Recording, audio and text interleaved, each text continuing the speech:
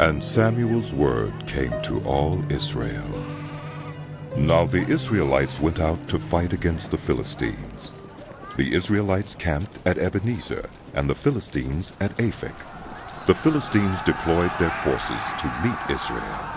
And as the battle spread, Israel was defeated by the Philistines, who killed about 4,000 of them on the battlefield. When the soldiers returned to camp, the elders of Israel asked, "Why did the Lord bring defeat on us today before the Philistines?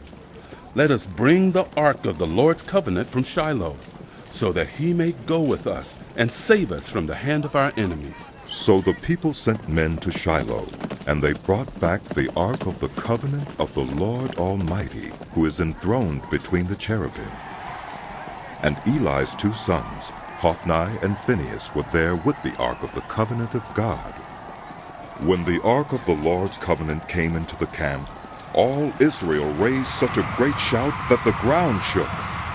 Hearing the uproar, the Philistines asked, "What's all this shouting in the Hebrew camp?" When they learned that the ark of the Lord had come into the camp, the Philistines were afraid.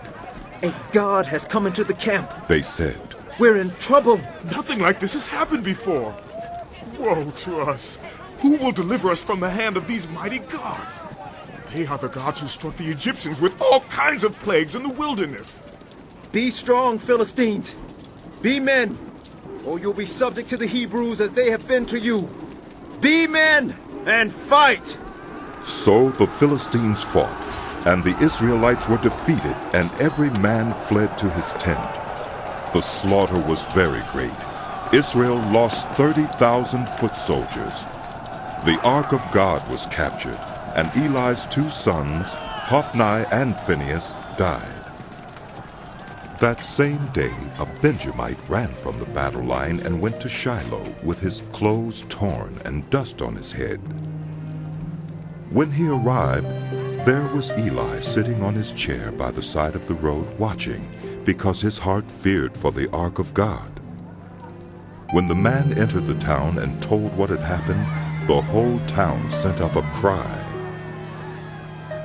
Eli heard the outcry and asked, "What is the meaning of this uproar?" The man hurried over to Eli, who was 98 years old and whose eyes had failed, so that he could not see. He told Eli, "I've just come from the battle line. I fled from it this very day."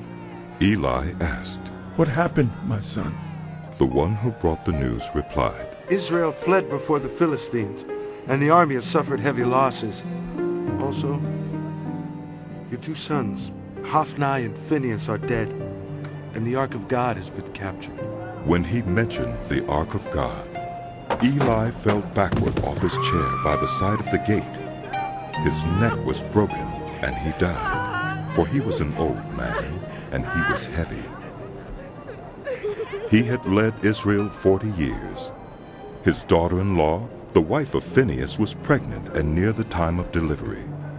When she heard the news that the ark of God had been captured and that her father-in-law and her husband were dead, she went into labor and gave birth, but was overcome by her labor pains. As she was dying, the women attending her said, "Don't despair. You have given birth to a son." But she did not respond or pay any attention. She named the boy Ichabod, saying, "The glory has departed from Israel."